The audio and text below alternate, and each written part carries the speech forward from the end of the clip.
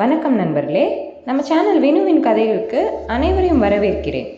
இதில் வரும் கதைகள், கவிதைகள் உங்களுக்கு அனைவருக்கும் பிடித்திருந்தால் மறக்காமல் என் சேனலுக்கு சப்ஸ்கிரைப் செய்து எனக்கு ஆதரவு தாருங்கள். நண்பர்களே, இன்னைக்கு நம்ம பார்க்க போகிற கதையின் பெயர் அவள். கதைக்குள் செல்லலாமா நண்பர்களே?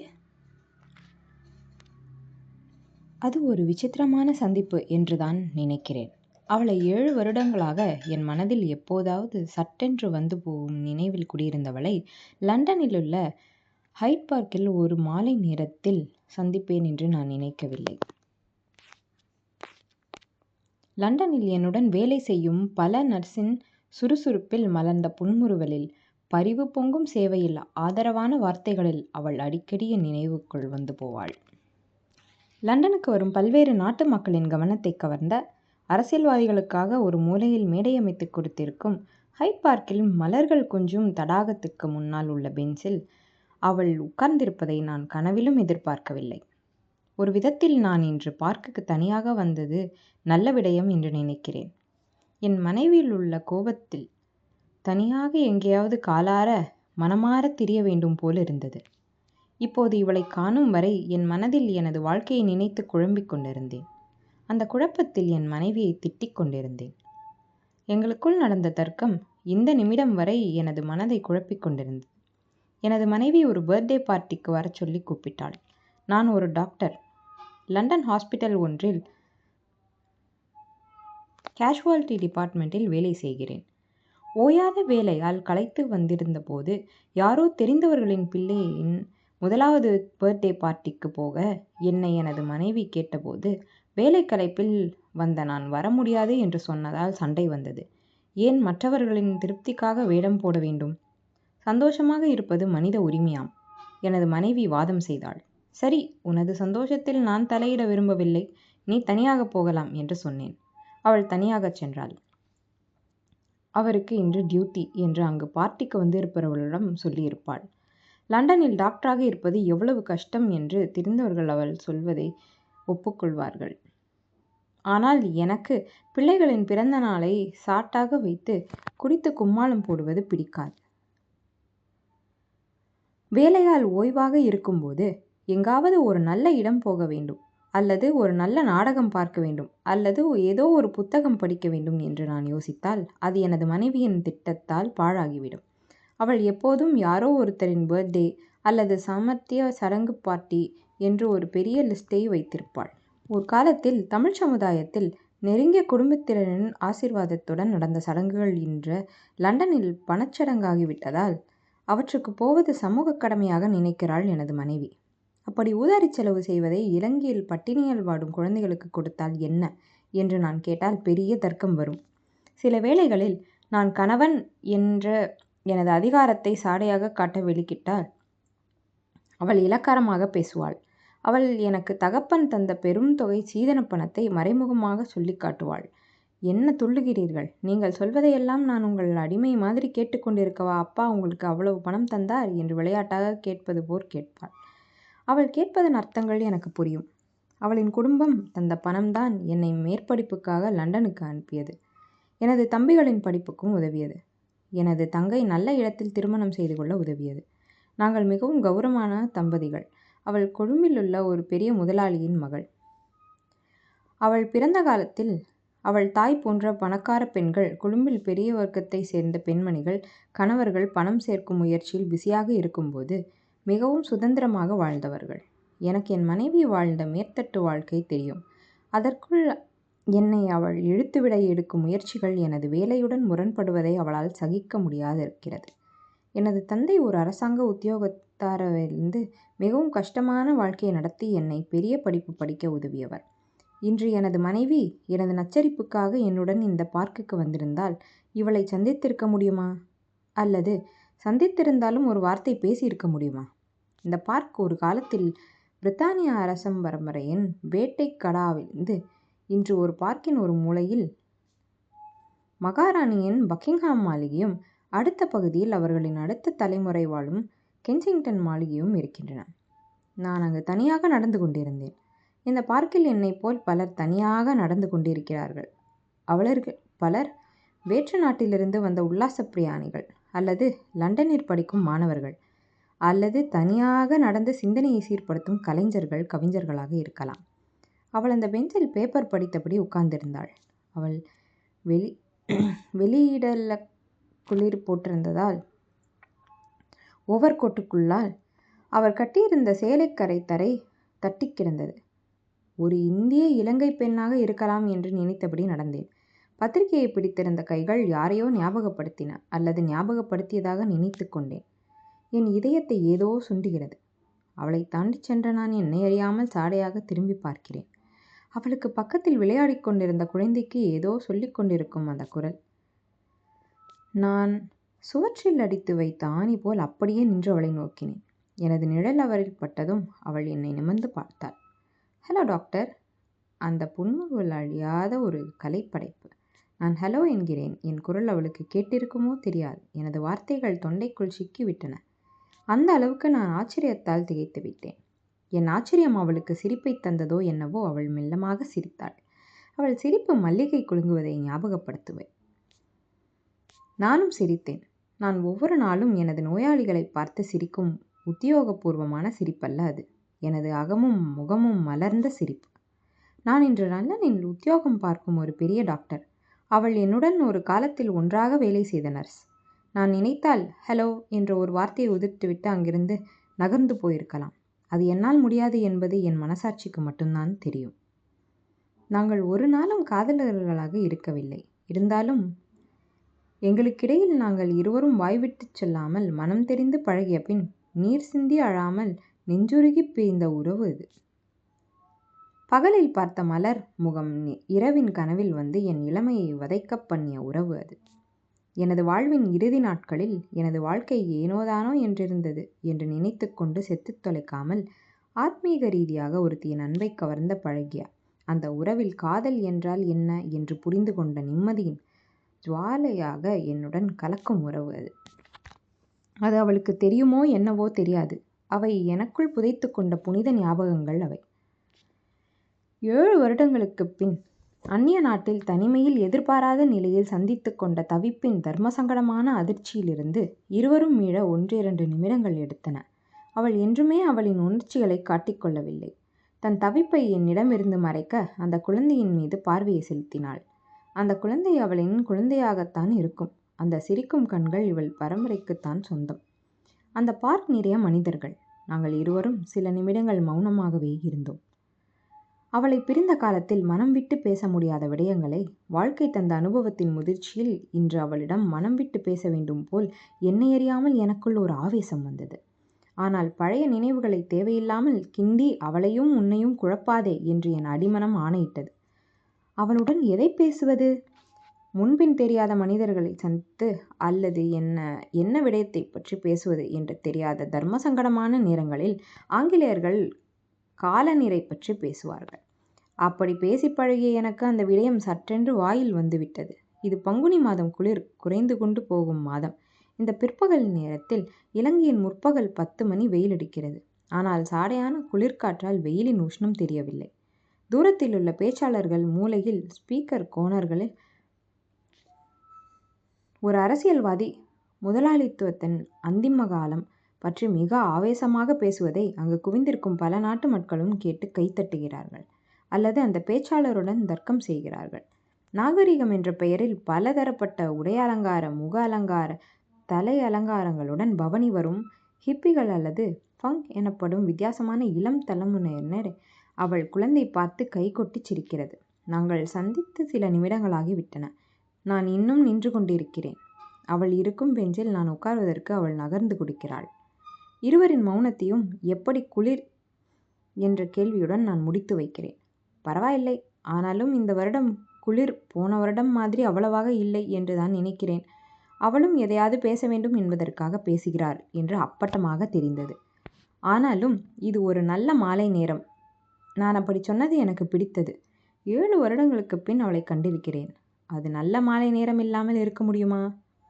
இந்த பார்க்கில் பல இடங்களில் உட்கார்ந்திருக்கும் முன்பின் தெரியாதவர்கள் போல் நாங்கள் இருவரும் உட்கார்ந்திருந்தோம். ஒரு காலத்தில் ஒரு மேசையின் 2 பக்கங்களிலும் ஒருத்தரை ஒருத்தர் பார்த்து கொண்டு உத்தியோக ரீதியில் வாயால் ஒன்றை பேசி மனதில் இருப்பவற்றை கண்களால் பேசி ஒருத்தரை உளமாற விரும்பியதை உலகுக்கு காட்டாமல் கடமை செய்த நாட்களில் இப்படியான சூழ்நிலையில் ஒரு நாள் சந்தித்து தவிப்போம் என்று நானோ அல்லது அவளோ கற்பனை செய்திருப்போமா? அவள் எங்கேயோ எதையோ பார்க்கும் பாவனையில் முகத்தை வைத்திருக்கிறாள். நான் திரும்பி அவளின் முகத்தை ஆராய்கிறேன். எனது பார்வை அவள் முகத்தை தாண்டி போய் அவள் உள்ளத்தை எடை போட நினைப்பது அவளுக்கு புரியும். அவள் முகத்தில் பெரிதாக ஒரு மாற்றமும் இல்லை. நான் இப்போது வசதி படைத்த பெரிய டாக்டர். ஒரு காலத்தில் கற்றுக்குட்டி டாக்டராக அவளுடன் வேலை செய்தபோது நாங்கள் என்னவாக இருந்தோம்? இளமையின் துடிப்பில் ஒருத்தரை விரும்பினோமா? காதலர்களாக இருந்தோமா? அப்படி நினைக்க பயப்படுகிறேன். அவளோடு பழகும்போது எனது உண்மையான உணர்வுகளுக்கு பயந்தேன். பயப்படாமல் இருந்தால் நான் இன்று லண்டனில் மேற்படிப்பு படித்த டாக்டராக இருக்க முடியாது. எதிர்கால நன்மைகளுக்காக பெரும் சீதனத்தோடு என்னை விற்றுக்கொண்டு உலகத்திற்கு பயந்து போலி வாழ்க்கையுடன் திருப்தி தராத மன வாழ்க்கையில் நிம்மதியற்று அவதிப்படுவதுதான் என் வாழ்க்கையில் நியதியா? நிம்மதி என்றால் என்ன? எனது சீதனத்தால் எனது தங்கை நல்ல வசதியுள்ள மாப்பிள்ளையை திருமணம் செய்து சந்தோஷமாக வாழ்கிறாள். தம்பிகள் இருவரும் நல்ல உத்தியோகத்தில் இருக்கிறார்கள். எனது தாய் அதை பார்த்து நிம்மதியாக வாழ்ந்து மறைந்து விட்டாள். இவளுடன் வேலை செய்த காலத்தில் எனது மனதில் உண்டான சலனத்தால் எனக்கு சீதனம் கொடுக்க வசதியற்ற இவளை திருமணம் செய்திருந்தால் எனது குடும்பத்தின் நிலை என்ன? அவளின் குழந்தை அந்த இடத்தை தாண்டி போகும் ஹிப்பிகளைக் கண்டு கைகுட்டி சிரித்தது போல் என்னையும் பார்த்து குழந்தைத்தனமாக வஞ்சகமின்றி கைகுட்டி சிரிக்கிறது. சிரி, ஒரு காலத்தில் உனது தாயை மனமாற விரும்பிவிட்டு பணத்திற்காக தன் மனசாட்சியை விற்று கொண்டவனை பார்த்து சிரி என்று அலற வேண்டும் போல் ஒரு பைத்திய உணர்வு வந்து மறைந்தது. அவளின் குழந்தையை வாஞ்சியுடன் பார்க்கிறேன். பணவசதி நிறைந்த எங்கள் திருமணத்தில் ஒரு குறை அது. எங்களுக்கு குழந்தைகள் கிடையாது. ஒரு குழந்தையை தத்தெடுக்க முயற்சி செய்து கொண்டிருக்கிறோம். அவள் குழந்தை தன்னை சுற்றியிருக்கும் மலர்களை மனிதர்களையும் பார்த்து சந்தோஷப்படுகிறது. எத்தனையான அழகான குழந்தை! அதன் தகப்பனாக நான் இருந்திருக்க கூடாதா? அதற்கு எனக்கோ அவளுக்கோ விதிவிலக்கு இருக்கவில்லையா? அந்த முதல் நாள், அவளை சந்தித்த முதல் நாள் அன்றைக்கே இவள் தனது நேர்மையான கடமை தவறாத காருண்யமான சேவைத்தினால் என்னை கவர்ந்து விட்டாள். நான் அந்த ஹாஸ்பிட்டலுக்கு டியூட்டிக்கு போன முதல் நாள் அது. இலங்கையில் மிக பிரபலமான ஒரு சர்ஜனுடன் வேலை செய்ய சந்தர்ப்பம் கிடைத்தது. மிகவும் சந்தோஷமான விடயமாக இருந்தது. காலையில் வேலை தொடங்கியதும் வார்டுக்கு போய் சந்திர சிகிச்சைக்கு போகும் நோயாளிகளுக்காக பரிசோதனைகளை சிகிச்சை பண்ணிவிட்டு தியேட்டருக்கு சென்றேன். அன்று பகல் முழுவதும் நிறைய ஆபரேஷன்கள் நடந்தன. முழு நாளும் ஆபரேஷன் தியேட்டரில் கழிந்தது. இரவு 8 மணிக்கு அன்று சந்திர சிகிச்சை செய்யப்பட்ட நோயாளிகளின் நிலையை செக் பண்ண வார்டுக்கு சென்றேன். அன்று காலையில் எனது ஸ்டெத்தஸ்கோப்பை வார்டில் விட்டுவிட்டு வந்தது ஞாபகம் வந்தது. அதனால் எனது கழுத்தில் ஸ்டெத்தஸ்கோப் இல்லை. லண்டனில் டியூட்டி டாக்டர்கள் தங்கள் டியூட்டி முடியும் வரை அவர்களின் வெள்ளைக்கோட்டையோ ஸ்டெத்தஸ்கோப்பையோ கழட்ட முடியாது. இலங்கையில் அப்படியல்ல. இரவு வார்ட் ரவுண்ட் செய்ய போகும் டாக்டர்கள் பெரும்பாலும் வெள்ளைக்கோட்டை மாட்டிக்கொண்டு போவது குறைவு. நானும் அன்று இரவு ஸ்டெத்தஸ்கோப் வெள்ளைக்கோட் இரண்டும் இல்லாமல் வார்டுக்குள் நுழைந்தேன். அவள் நர்ஸ் ஸ்டேஷனில் உள்ள மேசையிலிருந்து குனிந்தபடி ஏதோ எழுதிக் கொண்டிருந்தாள். சில நோயாளிகள் மெல்ல மெல்ல அங்கும் இங்கும் நடந்து போய் கொண்டிருந்தார்கள். நான் போவதை அவள் கவனிக்கவில்லை என்று தெரிந்ததும் அவளின் கவனத்தை திருப்ப மெல்லமாக மேசையை தட்டினேன். நிமிர்ந்தவளின் கண்களில் நெருப்பு பொறிகள் பறந்தன.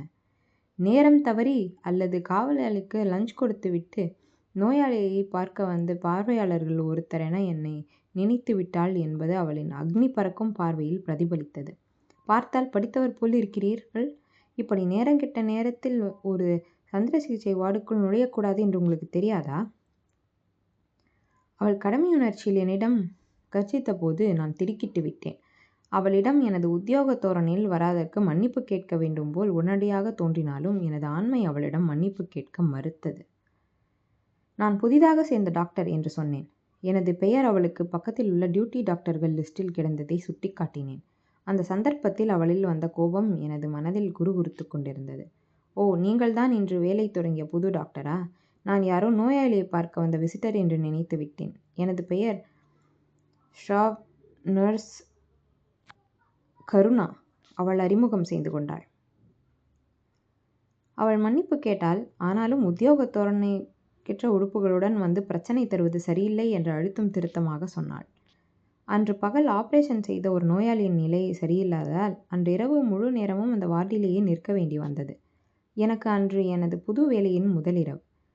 பெரிய சர்ஜனின் வைத்திய கோட்பாட்டுகள் தெரியவில்லை.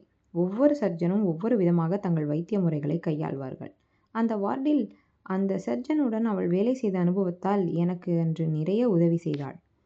ஆரம்பகால டாக்டர்களுக்கு நர்ஸ்மார் ஆசிரியர்களாவிருந்து சொல்லிக் கொடுப்பவை எவ்வளவு முக்கியமானவை என்று எனக்கு அப்பொழுது புரிந்தது. அன்று அவள் எனது ஆசிரியை. மிகவும் அபாயமான நிலையிலிருந்த நோயாளிக்கு தேவையான சிகிச்சை செய்ய அன்று பல நர்ஸும் டாக்டர்களும் படாத பாடுபட்டோம். எனக்கு சாப்பிடக்கூட நேரம் கிடைக்கவில்லை. அவள் ஒரு சகோதரி மாதிரி எனது ஃப்ளாஸ்கிலிருந்து எனக்கு காபி ஊற்றி தந்தாள். அவளது அன்பும் கனிவும் சேர்ந்த சேவை எனக்கு பிடித்து கொண்டது. அந்த முதல் நாளே அவளை எனக்கு அபரிதமாக பிடித்துவிட்டது. சிரித்த முகம், சுறுசுறுப்பான சேவை மனப்பான்மையும் அவளுக்கு இயற்கையாக அமைந்திருந்தது. டாக்டர்ஸ் விடுதியில் எனது நண்பனுடன் அவளை பற்றி சொன்னபோது, டேய் மச்சான், இந்த நர்ஸ் இப்படித்தான், சிரிச்சு மயக்கி பிடிக்க போடுங்கள், கவனமாக இரு என்று அட்வைஸ் தந்தான். அவள் என்னை பிடிக்கவில்லை, நான் தான் அவளது மனதில் என்னை பிடித்து வைத்து கொண்டிருக்கிறேன். இருவரும் சொற்ப நாட்களுக்குள் மிகவும் நெருங்கி பழகிவிட்டோம். இரவும் பகலும் ஒன்றாக நெருங்கி வேலை செய்யும் போது எத்தனை டாக்டர்கள் அவர்களுடன் வேலை செய்யும் நர்ஸ்மாரை காதலிக்காமல் தப்பினார்கள் என்ற உண்மையை மனம் விட்டு சொல்வார்களா? ஏன் பல டாக்டர்கள் நர்ஸ்களை காதலித்துவிட்டு கல்யாணம் செய்யாமல் ஓடிவிடுகிறார்கள். நானே அதற்கு உதாரணம். நான் எனது குடும்பத்தின் முதற் பிள்ளை. எனது கடைசி வருட படிப்பு நேரத்தில் எனது தகப்பன் இறந்து விட்டார். எனக்கு குடும்ப பொறுப்புகள் பல இருக்கின்றன. எனக்கு காதலிக்க உரிமை கிடையாது. நல்ல விலைக்கு விலைப்பட வேண்டியது எனது கடமை.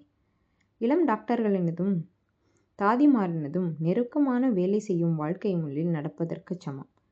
அவளிடம் காதல் செய்துவிட்டு என்னால் ஓடவும் முடியாது. நான் ஆண், எனக்கொன்றும் நடக்காது. பெரிய சீதனத்தால் நான் எனது எதிர்காலத்தை அமைப்பேன். அவள் பாவம், அவளை ஆட்டக்காரி என்று பல மாதிரியான பெயர்களில் அழைப்பார்கள். அவளை விட்டு விலகி பழக என்னால் முடியவில்லை.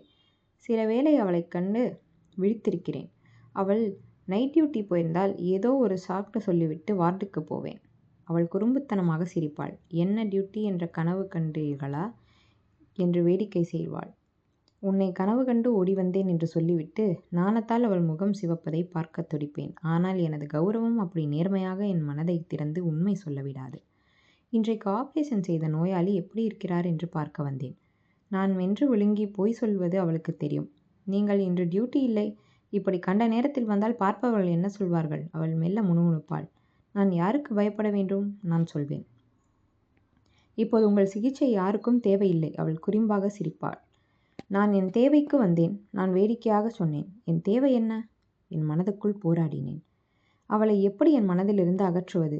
ஒரு நாள் ஏதோ ஒரு சின்ன விடயத்தில் அவள் செய்த ஒரு சின்ன பிழையை பெரிதாக்கி பெரிய சர்ஜனிடம் அவளை மாட்டி வைத்து விட்டேன். அவள் மிகவும் கெட்டிக்கார நர்ஸ். சர்ஜனுக்கு அவளில் நல்ல மரியாதை. ஆனாலும் அன்று அவர் யார் முகத்தில் விழித்து கொண்டு வேலைக்கு வந்தாரோ தெரியாது, நோயாளிகளுக்கு முன்னால் அவளை கண்டித்து பேசிவிட்டார். நான் அதை ஒரு வினாடியும் எதிர்பார்க்கவில்லை. எனக்கு ஏன் இந்த அநியாயம் செய்தாய் என்பது போல் என்னை பார்த்தாள். அவள் கண்கள் கலங்கியிருந்தன. என் உயிரே துடிப்பது போலிருந்தது. அவள் கண்ணீரை என்னால் சகிக்க முடியாது என்ற உண்மை அந்த நிமிடம்தான் எனக்கு தெரிந்தது. ஓடிப்போய் அவள் கண்ணீரை துடைக்க மனம் துடித்தது. ஆனால் எனது கௌரவமான நான் தான் டாக்டர் என பெரியத்தனம் அதை தடுத்தது. அந்த காலகட்டத்தில் எனது வீட்டில் எனது தகுதிக்கு விலை பேசி கல்யாணம் பேசி கொண்டிருந்தார்கள். அவளின் கண்ணீரை துடைக்காதற்கு அந்த சீதனத் தொகை ஒரு காரணம் என்பது எனக்கு தெரியும். அன்றிரவு முழுவதும் எனக்கு நித்திரை வரவில்லை. அவளின் கலங்கிய கண்கள் கனவிற் தோன்றி வருத்தி கொண்டிருந்தன. அன்றைக்கு என் நிலை எனக்கு புரிந்தது. ஆத்மீகத்தின் அபிலாசைகளை கொன்றுவிட்டு பெரும்பாலான மனிதர்களைப் போல் பணத்துக்காக வாழப்போகிறேன். அவளிடம் மனப்பூர்வமாக மன்னிப்பு கேட்க துடித்தேன். ஆனால் அடுத்த நாள் அவளை வார்டில் சந்தித்த போது என்னால் அதை செய்ய முடியவில்லை. அவளிடம் என்னை இழக்க நான் தயாரில்லை என்ற நிர்பந்தம் எனது மனசாட்சியை வதைத்தது. எனது தங்கையின் நல்வாழ்வு, தம்பிகளின் எதிர்காலத்திற்காக எனது சுய உணர்வுகளை குழிதோண்டி புதைப்பதை விட வேறு வழி எனக்கு தெரியவில்லை. அடுத்த நாளிலிருந்து நாங்கள் ஒன்றாக வேலை செய்யும் வெறும் உத்தியோகத்தராக நடக்க முயற்சித்தோம். அவளின் சோகமான முகம் என்னை வருத்தியது. என்னையும் மீறி சில நேரம் அவளுடன் வேடிக்கையாக பேசி பழையபடி அவளை மகிழ்வாக்க வேண்டும் என்ற எண்ணம் தவிடுபொடியாகிவிட்டது. நீங்கள் டாக்டர், நான் நர்ஸ், இருவரும் நோயாளிகளின் சுகநலத்திற்காக கடமையாற்றுவோம். அதற்கு மேல் தனிப்பட்ட முறையில் வேடிக்கை சொல்லி சிரிக்க எங்களுக்குள் ஒன்றுமில்லை என்று நினைக்கிறேன். அவள் என்னை ஒதுக்கி வைத்து பேசினாள். எனக்கு ஆத்திரம் வந்தது. அவளிடம் நான் மண்டியிடத் தயாரில்லை. கோபத்தில் கையில் வைத்திருந்த ஏதோ ஒரு ரிப்போர்ட்டை அவளுக்கு முன்னால் எறிந்துவிட்டு வந்தேன். அடுத்த நாள் அவள் டியூட்டிக்கு வரவில்லை. அடுத்த 2 நாட்களும் வரவில்லை. என்னில் உள்ள கோபத்தில் லீவு போட்டுவிட்டாள் அல்லது மேட்ரனிடம் சொல்லி வேறு வார்டுக்கு போய்விட்டாள் என்று நினைத்தேன். 4ஆம் நாளும் அவள் வரவில்லை. மனம் ஏதோ செய்தது. அவளின் சிநேகிதியின் அவளுக்கு என்ன நடந்தது என்று கேட்டேன். வயிற்று வலியுடன் அவள் படுத்திருப்பதாக சொல்லப்பட்டது. உடனே போய் அவளை பார்க்க வேண்டும் போலிருந்தது. அடுத்த நாள் அவள் எங்கள் வார்டில் நோயாளியாக அனுமதிக்கப்பட்டாள். முகம் வெளுத்து வலியுடன் துவண்டு கொண்டிருந்தாள். அவளை அணைத்து ஆறுதல் சொல்ல வேண்டும் போலிருந்தது. அவசரமாக அவளுக்கு சந்திர சிகிச்சை செய்யப்பட்டது. அவளுக்கு சிரமம் கொடுத்த பெருங்குடலின் கடைசி பகுதியான அப்பெண்டிக்ஸ் துண்டு வெட்டப்பட்டது. நான் அவளை பராமரிக்கும் டாக்டர். ஆப்ரேஷன் தியேட்டரில் பெரிய சர்ஜன் அவளுக்கு ஆப்ரேஷன் செய்யும் போது நான் உதவி டாக்டரானேன். ஆப்ரேஷன் முடிந்து அவர் கண் விழித்த போது அவளுடைய சிநேகிதியன் சூழ்ந்து கொண்டு அவளுக்கு பணிவிடை செய்தனர். நான் எனது டியூட்டியை பார்க்க அவளிடம் சென்றேன். அவள் விழித்திருந்தாள். நான் அவளது கையை பிடித்து நாடி பார்த்தேன். ஆப்ரேஷன் செய்த நோவிலும் அவள் சுளுக்கென்று சிரித்தாள். நாடியின் எண்ணிக்கையை பார்க்க 1 நிமிடம் போதும். அவள் குறும்பாக சிரித்தாள். அப்போதுதான் அவளது கையை நீண்ட நேரம் நான் பிடித்து கொண்டிருந்தது எனக்கு தெரிந்தது. அவள் ஒரு நர்ஸ். எத்தனையோ ஆண்களை தொட்டு பராமரித்திருக்கிறாள். ஆனாலும் எனது பரிசம் அவள் முகத்தை சிவக்க பண்ணியது. நான் அவள் கையை பிடித்தபடி அவள் முகத்தை உற்று நோக்கினேன். அவள் இப்போது எனது நோயாளி என்ற முறையில் அவளை தொட எனக்கு உரிமை உண்டு. ஆனால் எனது பரிசத்தின் அர்த்தம் அவளுக்கு புரியும். இருவரும் ஒரு சில நிமிடங்கள் ஒன்றும் பேசாமல் ஒருத்தரை ஒருத்தர் ஆழமாக பார்த்தோம். எனது கண்களில் என்ன கண்டாலோ தெரியாது. அவள் கண்கள் பனித்தன. என் கண்களில் என்ன கண்டிருப்பாள்? நான் உன்னை மிக மிக விரும்புகிறேன். ஆனால் எனது வாழ்க்கை பிரச்சனையால் நான் உன்னுடையவனாக இருக்க முடியாது என்ற எனது துயரை எனது கண்கள் சொல்லியிருக்குமா? அந்த நிமிடத்தில் பணத்தின் அடிப்படையில் வாழ்க்கையின் அர்த்தங்களையே மாற்றும் கொடிய வாழ்க்கை முறை மாற வேண்டும் என பிரார்த்தித்தேன். என்னைப் போல எத்தனை மனிதர்கள் ஆத்மாவின் அபிலாசைகளை பறிகொடுத்த பாவிகளாக வாழ்கிறார்கள். அவள் ஆபரேஷன் சிகிச்சை முடித்து வீட்டு திரும்பிய போது நாங்கள் பழையபடி சமாதானமாகிவிட்டோம்.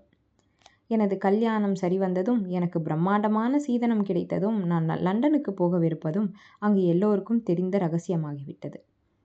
அவள் என்னை பார்த்து ஏங்கவில்லை, பெருமூச்சு விடவில்லை. மற்றவர்கள் மாதிரி கங்க்ராச்சுலேஷன் என்று சொன்னாள். அந்த வார்டில் 1 வருட சேவை செய்த பின் எனக்கு வேறு இடத்திற்கு மாறுதல் வரப்போகிறது. எனது சக டாக்டர் ஒருத்தனின் திருமண வீட்டிற்கு எனது காரில் அவளும் இன்னும் சில தாதிமாரும் வந்தார்கள். அவளை நான் ஒரு நாளும் சேலை கட்டிய பெண்ணாக காணவில்லை. பட்டு சேலை கட்டிய தேவதையாக வந்து காரில் ஏறினாள். பார்க்க அழகாக இருந்தாள். நீலப்பட்டு சேலை அவளை ஒரு வானத்து தாரகையாக காட்டியது. எனது எதிர்கால மனைவிக்கு பணம் இருக்கிற மாதிரி அவளை பார்ப்பவளை கவரும் அளவுக்கு கவர்ச்சி என்ற எந்த அறிகுறியும் கிடையாது. என் மனைவி பெரிய விலையில் எவ்வளவு ஆடம்பரமாக உடுத்தி கொண்டாலும் இவளுக்கு நிகராக முடியாது என்பதை எந்த முட்டாளும் சொல்வான். காரில் ஏறிக்கொண்ட பெண்கள் கலகலவென எதையோ எல்லாம் பேசிக்கொண்டு வந்தார்கள். கார் கண்ணாடி வழியாக அவளை ரசித்தேன். அவளை நான் பார்ப்பதை அவள் தெரிந்து கொண்டதாக காட்டிக்கொள்ளவில்லை. போகும் வழியில் கல்யாணம் செய்யப்போகும் டாக்டரை பற்றி பேச்சு வந்தது. அவன் ஒரு நர்ஸை காதலித்து கைவிட்டதாகவும் இப்போது பெரிய சீதனத்திற்காக பணக்கார பெண்ணை திருமணம் செய்து கொள்வதாகவும் பேசிக்கொண்டு வந்தார்கள். அவர்களின் பேச்சு என் மனத்தில் உரைத்தது. சிலருக்கு பெரிய குடும்ப பொறுப்புகள் உள்ளன. அதற்கு பணம் தரும் நர்ஸ் யாரையும் கட்டிக்கொள்ள தயார். விளையாட்டாக சொல்வது போல் நான் சொன்னேன். உங்களுக்கு பெரிய சீதனம் தரும் வசதி இருந்தால் ஏன் நாங்கள் இரவு பகலாக கஷ்டப்பட்டு மற்றவர்களுக்கு சேவை செய்கிறோம்? அவள்தான் சொன்னாள். அவள் குரல் நெகிழ்ந்திருந்தது. எனது நெஞ்சில் நெருஞ்சி முள் பதிந்த உணர்ச்சி. எனக்கு தந்த பிரியாவிடை நேரத்தில் அவள் எல்லாரையும் போல் எனது பிரகாசமான எதிர்காலத்திற்கு எனக்கு வாழ்த்து சொன்னாள்.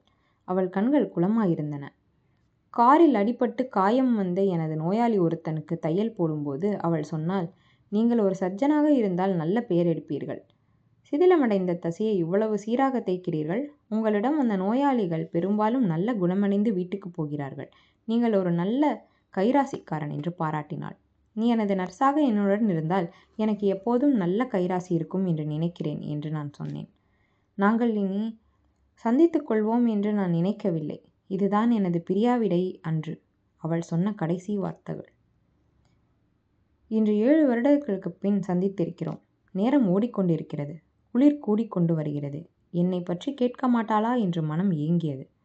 தூரத்தில் படலம் கிளப்பிக் கொண்டோடும் குதிரைகளைக் கண்ட பயந்த அவள் குழந்தையை தாயை ஓடி வந்து கட்டிக்கொண்டாள். அவள் என்னை பற்றி கேட்டால் எனது வாழ்க்கையை சொல்லியிருப்பேன். அவள் எனது ஆத்மாவின் ஒரு பகுதி மாதிரி இருந்தவள். ஆனால் அவள் கேட்கவில்லை.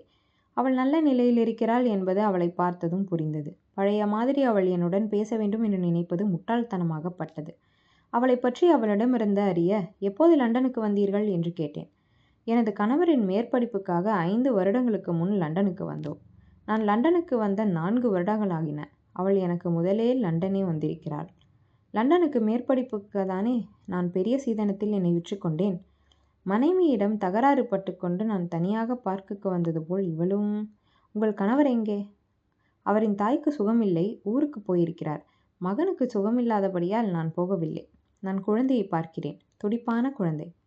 ஆள் நல்ல கெட்டிக்காரனாக இருப்பான் போல் தெரிகிறது. நான் உனக்கு பட்ட உண்மையை சொல்கிறேன். அவள் பெருமையுடன் மகனை பார்த்தாள். என்னவாக மகனை படிப்பிப்பதாக யோசனை? அவன் வளரட்டும். அவன் என்ன மாதிரி வர வேண்டும் என்று அவனே தெரிவு செய்யட்டும். தனது வாழ்க்கையை தெரிவு செய்யும் சுயமுள்ள மகனாக அவள் வளர்வான். அவள் குரலில் உறுதி. அவள் சொன்னது எனக்கு சாட்டையடியாகப்படுகிறது. அவள் சொன்னது சரிதானே. என்னை போன்றவர்கள் மற்றவர்களின் திருப்திக்காக வாழ்ந்து முடிக்கிறோம். அப்படி எங்கள் எதிர்கால வாரிசுகளும் வளர வேண்டுமா?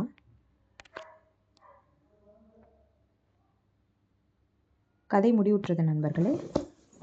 இந்த கதை உங்களுக்கு பிடித்திருந்தால் எனது